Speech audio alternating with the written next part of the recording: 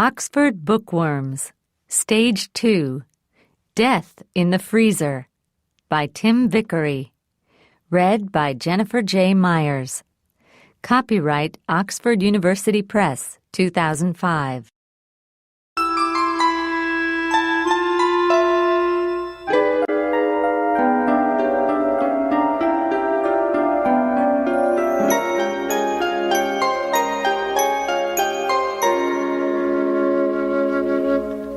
Chapter 1.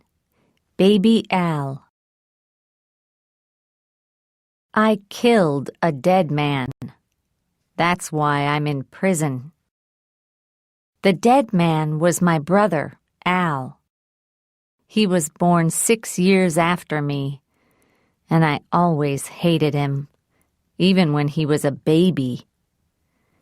Before he was born, my parents loved me. My father carried me on his back and took me swimming. My mother bought me lots of dolls, and we played with them together. I have seen the photos. My parents took a lot of photos of me in my first 6 years. I still have the photos in a book. But then Al was born.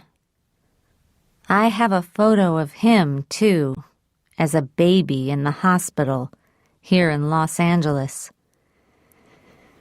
My mother is holding him and looking at him with a big smile on her face. My father has his arm round my mother, and he is smiling at baby Al, too. Al is holding his daddy's finger. And me? Where am I in this picture? I am standing by myself beside the bed watching them. There is a strange smile on my face. I think I am happy, but I'm not sure, and no one is looking at me. It was always like that after Al was born. He was a boy, and that was important to my parents, and very important to my dad. Most of the photos in the book are of Al. Al eating baby food, Al learning to walk, Al on my dad's back, Al playing football, Al swimming, Al running, Al having a big party with his friends. 100 photos of Al, and 5 or 10 of me. Of course, my parents played with me sometimes, took me swimming, bought me clothes, but they weren't interested in me. Before Al was born, they spent a lot of time with me. After he was born, they didn't. Often, I played hospitals with my dolls. I played that the dolls were sick and I was a nurse. When the dolls had bad stomachs, I gave them medicine to take. Sometimes I pulled their arms and legs off and put tomatoes on them to look like blood. And sometimes I gave them drugs. That was the best of all. My mother gave me an old syringe, and I put water in it and pushed it into the dolls. Soon, the dolls were full of holes. "That's a good game for a little girl," my mother said. But she didn't understand, because in my game, all the dolls were boys. like Al, and they never got better. They were sick for a very long time, and then they died. I put them in a hole in the ground in the garden. When I was 10, my mother died. My father was unhappy and began to drink a lot. Sometimes he came home with strange women, but he didn't marry any of them. I think the women didn't like him because he drank so much. When he wasn't drunk, he played with Al. So I had more time alone. I was a good girl at school, and I was beautiful too, so I had a lot of boyfriends. My father hated them. "You stay away from those boys, Ellen," he shouted. "It's not right. I don't want them in my house." "Why not, Dad?" I asked. "You bring your women here, don't you? Why can't I bring my boyfriends?" "Shut up, girl," he shouted. He was very angry. Sometimes he hit me, and once I had to go to the hospital. So what did Al do, you ask? Him? Nothing. He just watched and laughed and played football with Dad. Then I met John. He was 22 years old and big and strong, like Arnold Schwarzenegger. All the girls thought he was wonderful. One day, he asked me to go to a party with him. Me! I was very excited. So I went home and put on my best clothes and shortest skirt to look nice for him. Then I heard John's motorbike and went downstairs. Dad was at the door. "Where are you going?" he asked. "Out," I smiled at him, "with my new boyfriend." "Oh, no, you're not," he said. "Not in that skirt. You're only 18, Ellen. I know what boys want." "I don't care," I said. I pushed past him, but he pulled my arm. I screamed, and he hit my face. Then John came. He was wonderful. He took Dad's arms, held them by his side, and pushed him slowly back into the house. Dad couldn't do anything. John sat him down in a chair, then walked out and put his arms round me, right there in front of the house. Then we rode away on his motorbike. Chapter 2: Wild Boys. I never went home again. That night, I stayed in John's apartment, and 3 months later, I knew that I was going to have his baby. But I lost that baby at 5 months, and soon I went back to finish my training as a nurse. 4 years later, I had another baby, and this one was born all right. Now, I'm 29, and I have 3 small kids. But I'm not really happy. John is a good-looking man, a wonderful lover, but I'm not his only woman. I know he has 2 other girlfriends, and both of them have babies. Maybe there are more. Sometimes I don't see him for weeks, and then he comes back and smiles and tries to be nice to me, but I still get angry. He doesn't have a real job, and we have very little money. I work as a nurse in a hospital, but I don't get much for that. And I have to pay half of it to someone to look after my kids while I'm at work. Dad died 4 years ago. Al told me about it. Dad had a heart attack, he said. He was really angry about John, so he began running to try to get stronger, but he didn't stop drinking. Then one day, he drank half a bottle of whiskey, went for a run, came home, and fell down dead on the floor. Al laughed. How strange, I thought.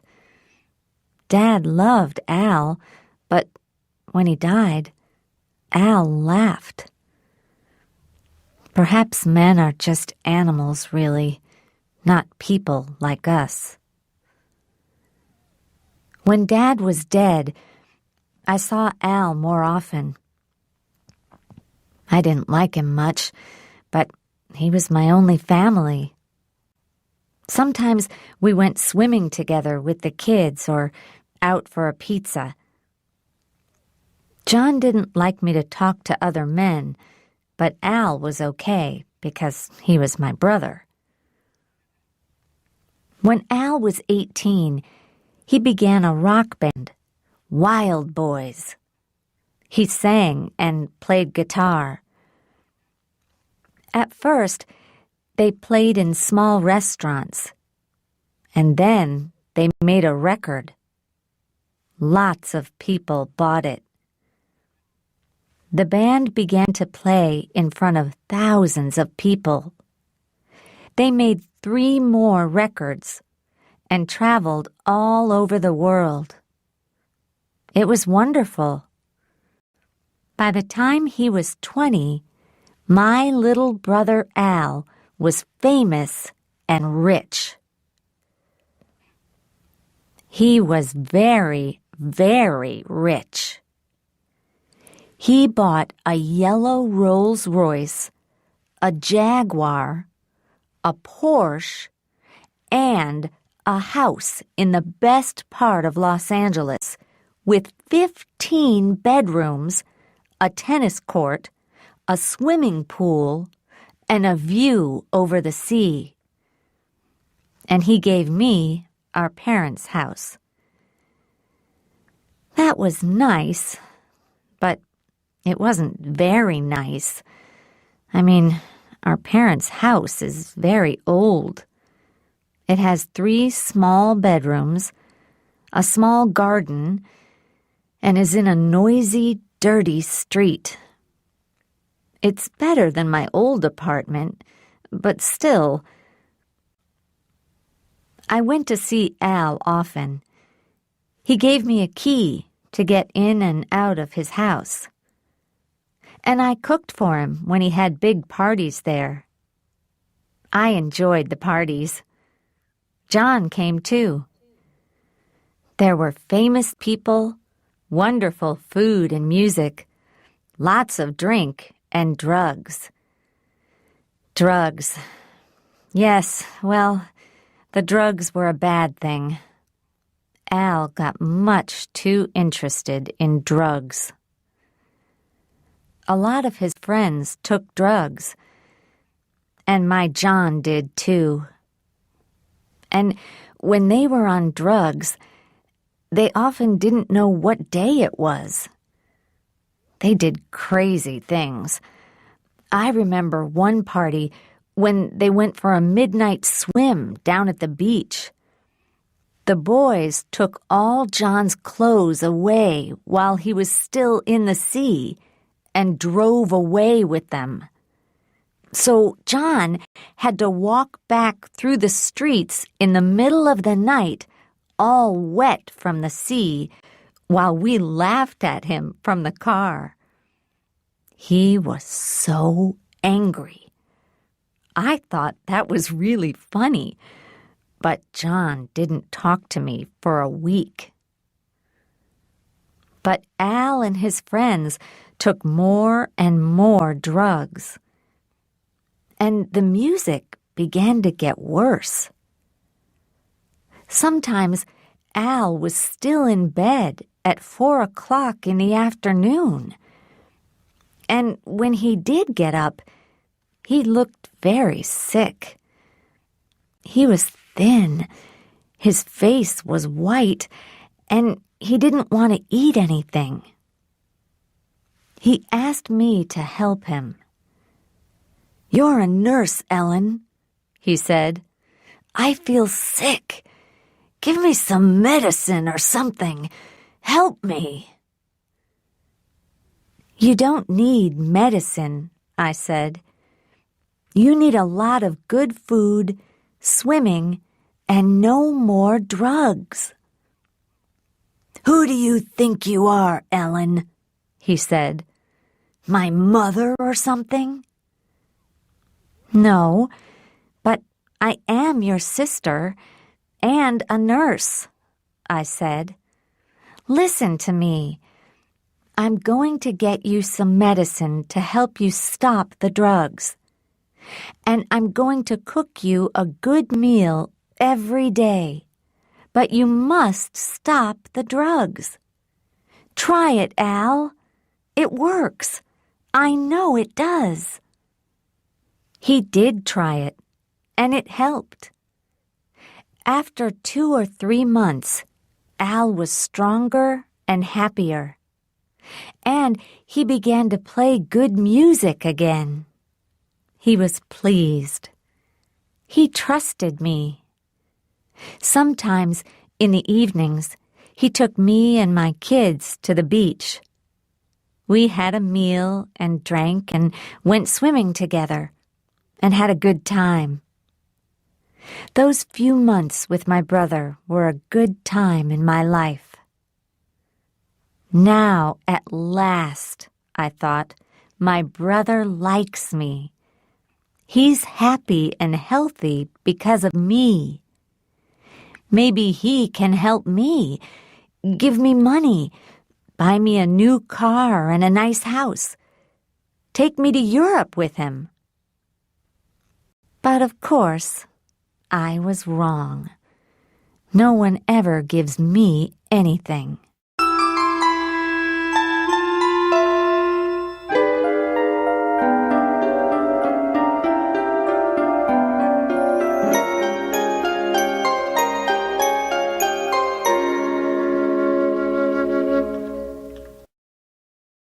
Chapter 3. The Tour. "I'm going away on a tour," Al said one day. "All around the USA and Europe to play music for 4 months. I looked at him and thought, he's going to ask me to come too. I can see the world, bring my kids. Wonderful, I said. We can... When I'm away, I want you to clean the house for me, Al said. Of course, you can't live here, but I want you to come every day to clean. And there's another thing, Ellen. Yes? What? So I'm not going. I'm just his cleaner, I thought. I really hated him then. I wanted to scream, but I didn't. I said nothing. You know, I get very tired on these tours, and I need drugs to help me play good music. But I don't want to take dangerous drugs, Ellen. I need clean, safe drugs. I want you to get some drugs from the hospital for me. You're a nurse. It's easy for you. Just take them secretly. No one will know." "That's a crime, Al," I said. "People go to prison for that. Is that what you want me to do? Steal drugs for you and go to prison, maybe?" "Why not?" he laughed. "You're my sister, Ellen. And don't forget, I gave you my parents' house, didn't I? What more do you want?" That's what he said. My parents' house, not our parents' house. Really, half of it always belonged to me, but Dad gave it all to Al because he was so angry about me and John. But Al didn't think of that. He thought that everything belonged to him, just like when he and I were kids, when he played football with Dad and I played with my dolls. I remembered my dolls then, and the syringe with water in it. And I smiled. "All right, Al. I'll get you something. You're right. You are my brother." And I looked around at the beautiful house and the swimming pool and the view of the sea, and I thought, "You're not married, Al, and there's only you and me in our family. So when you die, all this is going to belong to me." Al was right. It was easy to steal drugs from the hospital. No one saw me. I also stole syringes, which were all clean and new. Al was very pleased with them. "Thanks, Ellen," he said. "Now I'm going to play lots of good music. I'll be okay now."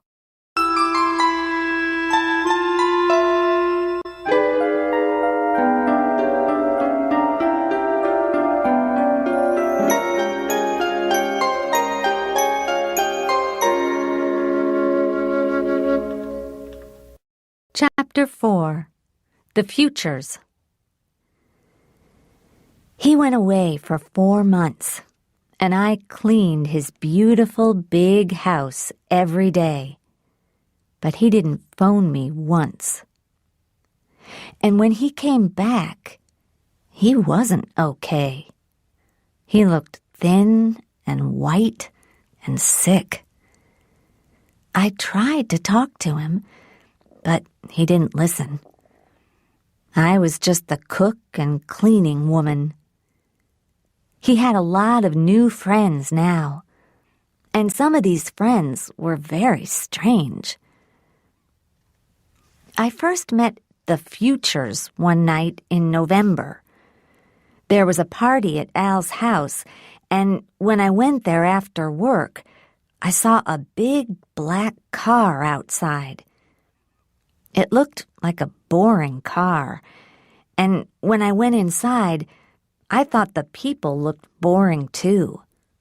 But that was only on the outside. Inside, they were as dangerous as wild animals. A businessman in a dark suit sat opposite Al, with a young woman on the arm of a chair beside him. The man was about 40 years old, with gray hair. The woman was much younger, about 24 maybe. She had long black hair and was wearing a blue dress. At first, I thought she was the man's daughter, but then Al said, "Hi, Ellen. Meet my new friends, Dan Future and his wife Linda. We met in New Mexico." There were about 10 other people there, talking and listening to music. We had 1 or 2 drinks, and Al and Linda went for a swim in the pool. I sat and watched the beautiful evening sun over the sea, and Dan Future sat beside me. We watched Al's thin body when he got slowly out of the pool, and Dan said, "Life's so very short, don't you think?" "What do you mean?" I asked. He smiled. He had beautiful white teeth. "My father died last year. He was 65. That's not much, is it? 65 years of life." "Well, maybe not," I said, "but think how many times the sun has gone down in the evenings. 10 billion times, maybe. 100 billion? 100 billion evenings as beautiful as this. But my father sat and watched maybe only a few hundred of them. We only live a short time, like birds, you know." "Yes, I see," I said. I looked at him surprised. Businessmen don't usually say things like that. But then businessmen didn't usually come to Al's parties. Dan Future's hair was beautifully cut. He had an expensive watch, nice clothes. He looked strong and healthy. Why did he want to talk about death? The only sick person in this house was Al. What did Dan Future know about that? He smiled again. "We don't have to die, you know. Soon, people are going to live 150 years, maybe more. You just need to have money, that's all. I told your brother about it in New Mexico, and he was very interested. Maybe you are, too." Oh, no, I thought. The man's crazy. Do you belong to one of these new churches?" I asked. No, I'm a scientist. I can tell you all about it if you like."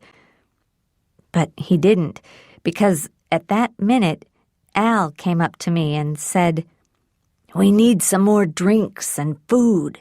How about some food, Ellen? There are some hamburgers in the freezer." And so I went to get them. Al had the money, and I didn't. And I was a woman, so I got the drinks and cooked. And about 10 o'clock I went home. And I didn't learn any more about Dan Future and his crazy ideas. Not then. But I learned a lot about them 2 weeks later.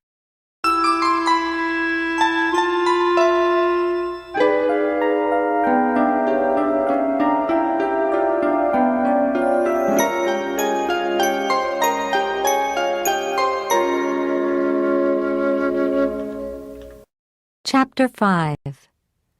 The Freezer. It was the night of Al's birthday. I got home about 7. Then I put the kids to bed and made supper for John. He didn't talk to me. He just sat in front of the TV with the food and his bottles of whiskey. So I thought, I'm going out. I'll go say happy birthday to Al. Even Al can't be as bad as this. And he is my brother.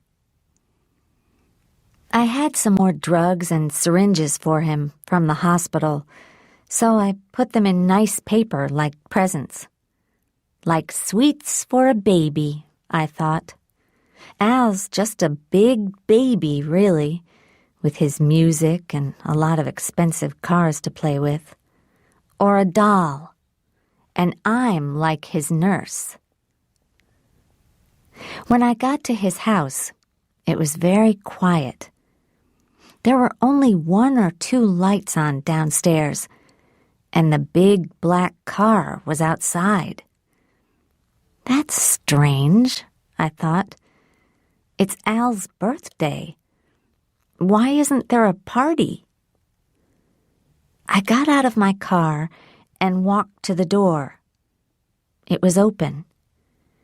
There was soft music in the big living room, but no lights were on.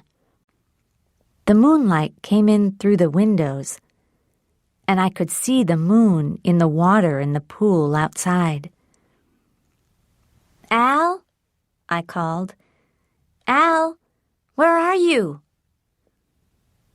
No answer, just the music, quiet and very beautiful. I went to Al's room, but his bed was empty. All the rooms were empty.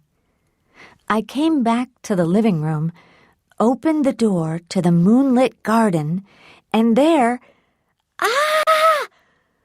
I screamed and nearly fell down. Then I stood still and laughed. But nothing happened. I stopped laughing, and it was silent again. 2 people sat on the ground. They sat very still and held their hands and faces up to the moon. They didn't move or look at me. "Al?" I said. "Al, what are you doing?" But it wasn't Al. It was a man and a woman. The man's hair was silver in the moonlight, and the woman's hair was long and dark. Dan and Linda Future. They began to sing. It was a strange song, without words, and they sang for nearly 10 minutes. When they finished, I said in a loud voice, "Where is Al?" They looked at me then and got up. Both of them came to me and took my hands. "He's asleep," Dan said. "We have saved him." I took my hands away, afraid. "What do you mean?" I said. "What are you talking about?" "He was very sick," Dan said. "He had AIDS. You knew that, didn't you?" For a minute, I couldn't speak. I was afraid. I said, "No, of course I didn't. When did he get it?" "Who knows?" Dan said. "On tour, I think. He took drugs, didn't he? No one can cure AIDS. Not yet. But one day, someone's going to find a cure. So we helped him. He is safe now for hundreds of years. Isn't that good?" Linda took my hand again. "Come with me," she said. "Let's go and look." "But where—" "Don't be afraid. It's all right." She smiled. I saw her beautiful white teeth in the moonlight. Then she took me, like a child, into the house, through the living room, and down into the music room. The music room was in the ground under the house. Al liked to play very loud music all night, so he built the room down there to be quiet. It was a big room with one small window high up. It was never hot in the summer, nor cold in the winter. But now it was different. In the middle of the room, there was a big glass case. A cold blue light came from inside it. There was the noise of something large and quiet, like a big freezer. And inside the glass case, there was a body. Al's body. My brother. The body was lying on a bed of ice inside the case, with its head higher than its feet. It wore silver clothes, and its face was blue. "Oh, no! What's happened?" I said. "It's all right, Ellen," Linda Future said. "He isn't dead." "Not dead?" I said. "But he's frozen. He took a sleeping drug, and then we froze him. It is very, very cold in there. Minus 196 degrees Celsius. Nothing happens to bodies as cold as that. Nothing changes for hundreds of years, thousands of years maybe.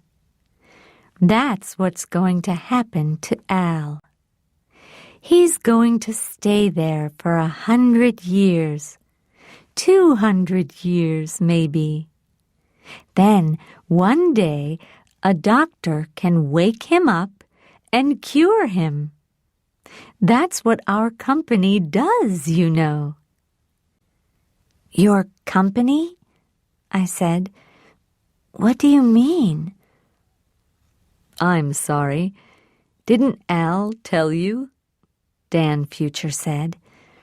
He was in the room too now, with his hand on my back.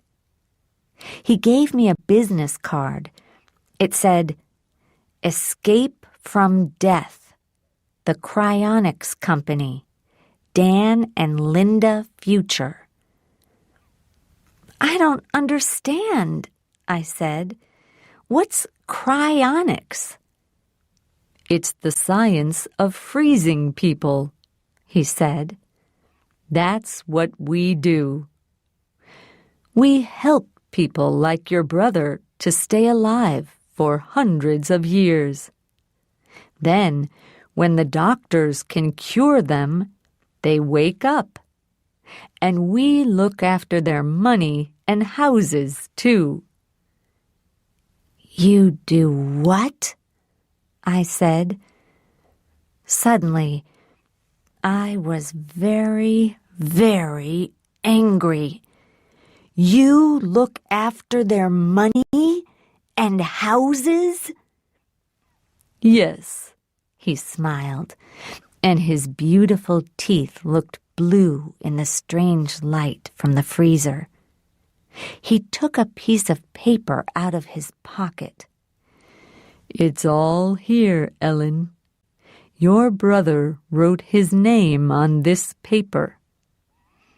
It says that we must keep him here, frozen, in this room for 200 years. By then, there will be a cure for AIDS. For now, we will look after his money and his house. And when we are dead, our company will go on looking after them. Then they will be ready for him when he comes back to life." "But you killed him!" I screamed. My anger was terrible. "And now you're stealing his money, too, and his house. It belongs to me, not you." Dan Future laughed.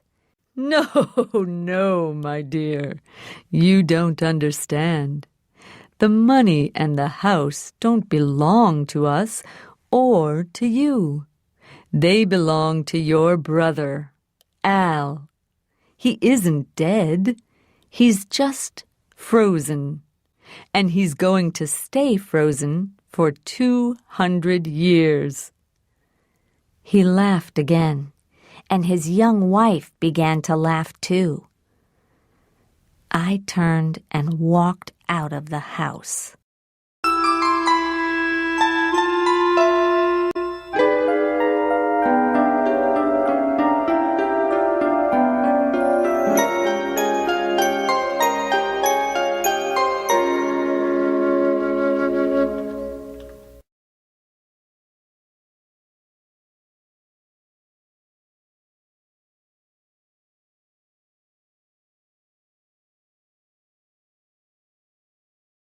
Chapter 6. The Key. Next day, the Futures sent me all the papers with Al's name on. I showed them to John. "You need a lawyer," he said. "These people are criminals." So I got a lawyer, but it didn't help. You need money for a good lawyer, and I had nothing. I went to the nearest lawyer's office, but the lawyer was unfriendly and unhelpful. "It costs $100 for half an hour, and you pay before we talk," he told me. When I gave him the $100, he took off his watch and put it on the table in front of him. He was a small man, with not much hair and a white, tired face. His eyes were cold and gray, like stones. When I told him my story, he said, "It's not possible." "But it's true. Read this." He read the papers slowly, then smiled and looked at his watch. "Well, this is very interesting," he said. "I agree. These people are criminals. But to get the house, we have to show that your brother is dead." "So how can we do that?" "Well, we can ask scientists to say that cryonics doesn't work, but the Futures are going to have other scientists who say it does work. So we need a doctor to look at your brother's body and say he's dead. That's a better idea." I laughed. "How can a doctor look at the body? It's frozen to minus 196 degrees Celsius. It's just a piece of ice." "Yes, well, that is difficult, Ms. Shore. I do see that." The lawyer looked at his watch again. "It's difficult, but that's what we need to do. But—" He looked at the papers again. "Before we begin, I have to tell you that Dan Future's lawyer is one of the best in the country. Maybe I can win, and maybe I can't. But it's going to cost you a lot of money." "How much?" I asked. $50,000 at first. Maybe a lot more later." I stood up slowly. "Forget it," I said. I only had $300 in the bank, and there was no food in the house. I looked at the lawyer's old, tired face. "I can't win, can I? Because I don't have any money. The Futures are stealing that house from me, and I can't do anything about it." I ran out of the office. For a week, I was angry every day, all day. I shouted at people at work. I shouted at the kids. John got drunk, so I dropped a plate of eggs, spaghetti, and hamburgers on his head. He hit me and went to stay with one of his girlfriends. I wasn't sorry. He was stupid and lazy, like all men. Twice I drove past Al's house and saw the black car outside. That house belongs to me, I thought. Those people stole it from me, and I can do nothing. Nothing? One night, I had a dream.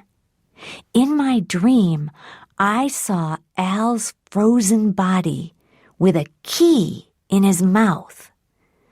The key was warm, and the ice on Al's frozen head changed to water. Then the key moved and warmed Al's body, too. Al opened his mouth, screamed, and died. At 2 o'clock, I woke up. It was very quiet. There was moonlight in the room, and no cars were moving on the road outside. I began to think about my dream. The key! Of course. Suddenly, I had a plan.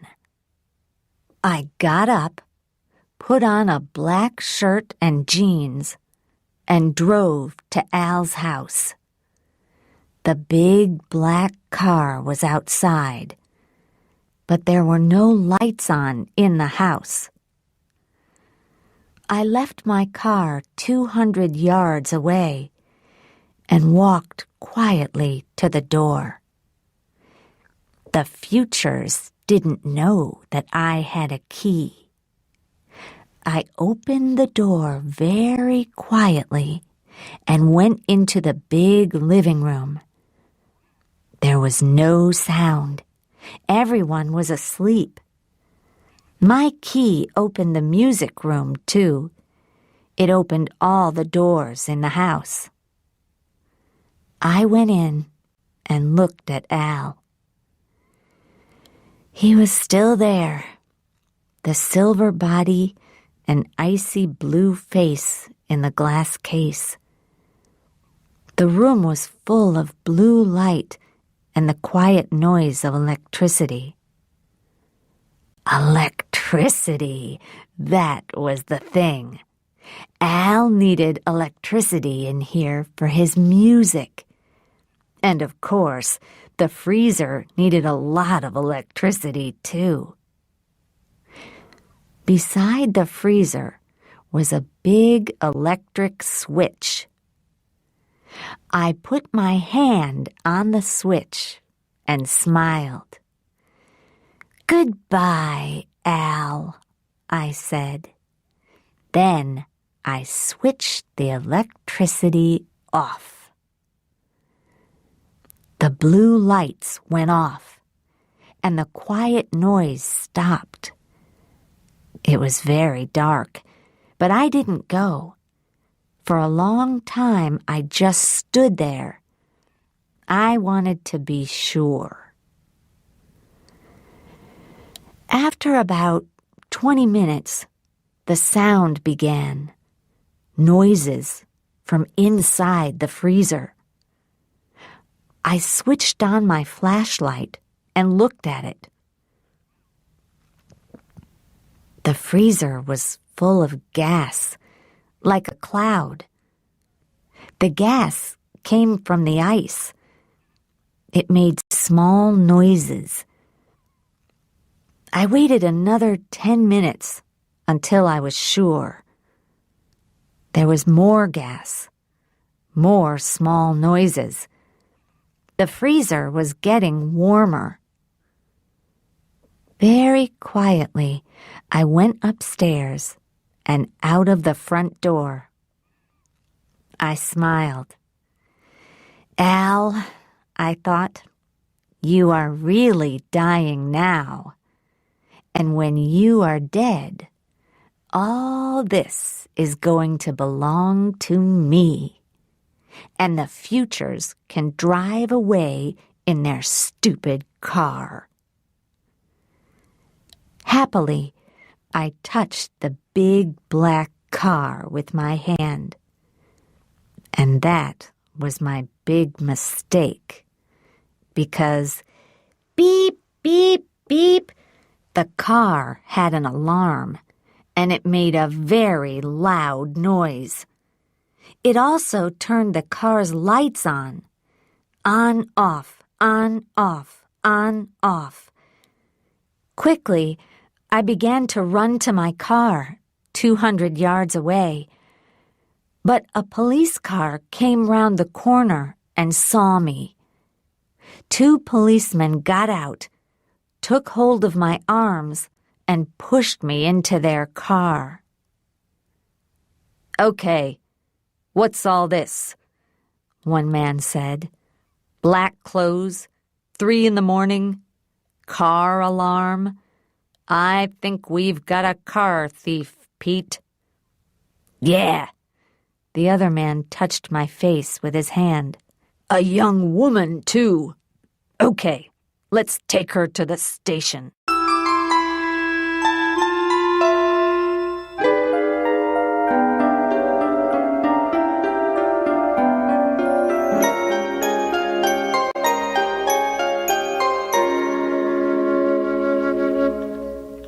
Chapter 7.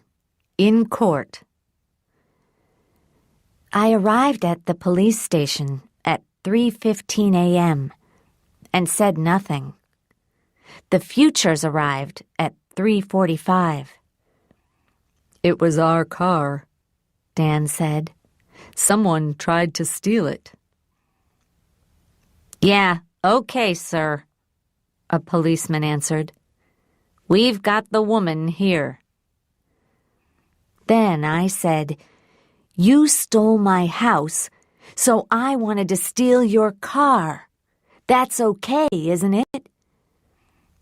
It wasn't true, but it gave me time.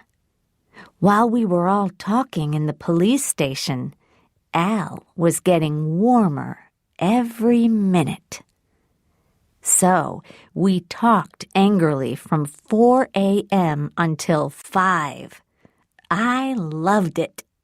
Then the Futures had to write their story on 3 pieces of paper for the police. So it was after 6 o'clock when they went back to the house. And I was happy because I knew they were too late. By now, I thought, Al won't be frozen. He'll just be dead. Of course, they found out. At 8 o'clock, the Futures came back, and there was a lot of trouble. "Al's dead," they shouted. "You killed him. You switched off the freezer and killed your brother." I laughed. "Of course I didn't," I said. "He was dead already. I just saved you some electricity."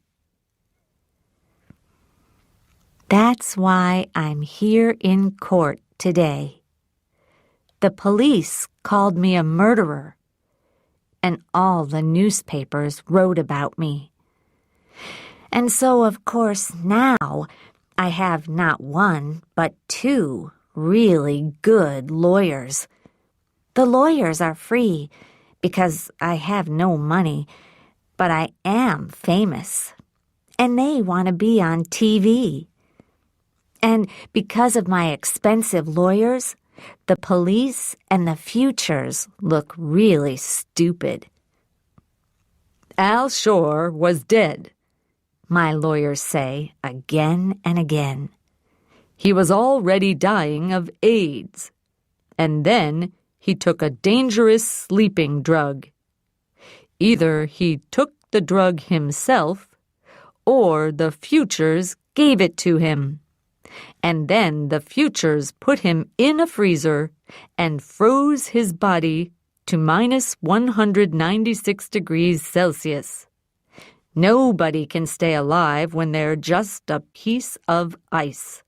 So the Futures are the murderers, not his sister Ellen. When she switched off the freezer, he was already dead. How can anybody kill a dead man? Every day, people write about this in the newspapers and talk about it on TV. Most people think I'm right and the Futures are wrong. Last week, a newspaper tried to give me $100,000 for my story. But my lawyers told me to wait. And this week, another newspaper tried to give me $200,000. This is the last week of the trial. Soon, I'm going to be free. Free. And rich, too. At last. Today, my lawyers asked me questions in court, and I told my story. Then they sat down, and the police lawyer stood up. The police lawyer is a young woman with short, dark hair. She talks very quickly in a hard, strong voice. She is clever, I know, but it doesn't matter now. She found only one doctor who thinks that cryonics is possible. We found 4 very famous doctors who don't. They say that Al was dead before I switched the freezer off, either because of the sleeping drug or because of the cold. So how could I kill a dead man? Ms. Shore, did you love your brother? She asks. I laugh. No, not really. Oh, why not? There is a small smile on her face. I tell the court the story of our family. How our parents gave Al everything and me nothing. How Al gave me nothing, only our parents' old house. How I cleaned his house for him and cooked at parties. How I helped him when he was sick, but he gave me nothing. My lawyers look unhappy, but it doesn't matter. Nothing matters now. Next week, I'm going to be free. Your brother was very sick. He had AIDS. Did you know that? I know now because Dan Future told me after Al was dead. I didn't know before. I see. But you knew that your brother was sick, and you bought medicine for him, didn't you? Yes, I did. Why didn't he go to a doctor? Because I'm a nurse and his sister. He trusted me. That's right. He trusted you, his sister. The lawyer looks at me. For a long minute, she is silent. I begin to feel cold and afraid. She takes a police bag from under her table, opens it, and slowly takes out a syringe. She holds it up in front of my face. Look at this, Ms. Shore. Have you seen it before? I don't know. Maybe. Maybe, you say, but it has your fingerprints on it, Ms. Shore. It came from the hospital, and we found it by your brother's bed with 2 other syringes. You stole them from the hospital and gave them to your brother, didn't you? There is a long silence. In a very small voice, I say, "All right, maybe I did." Why did you steal them? Why? To help Al, of course. To help him to play good music. He wanted clean drugs. I tell her what Al said to me. Clean drugs, you say. Do you know what was in this syringe, Ms. Shore? Clean, safe drugs. Oh, no, Ms. Shore. These drugs weren't clean or safe. These syringes also had bacteria in them. Very dangerous bacteria. Bacteria that can kill a strong, healthy person. Bacteria that will kill a person with AIDS very quickly. And perhaps a while ago, who knows, there was another syringe, a dirty syringe, not from a hospital, but from a drug user in the streets, a syringe that gave your brother AIDS. The police lawyer puts the syringe down on the table and looks at me again. But we found these 3 syringes by your brother's bed with your fingerprints on them. Do you know why they had these dangerous bacteria in them? No, of course not. Don't you, Ms. Shore? Well, that's strange, because I know why they were there. And I think everyone in this courtroom knows why they were there, too. You hated your brother, didn't you? Because he was rich and you were poor. And he gave you nothing. And you stole drugs and syringes for him because he trusted you. He trusted you, his sister, the nurse. She looks at the people in the court. A small smile on her young face. But that was your brother's big mistake, wasn't it, Ms. Shore? You wanted him to die because you wanted his money and his big house, just like the Futures. So, you gave him syringes with dangerous bacteria in them because you wanted to kill him. The court is very quiet now, and everyone is looking at me. But there is nothing I can say. Nothing. Because it is all true. You didn't kill your brother when you switched off the freezer, Ms. Shore. We all know that now. But you were trying to kill him.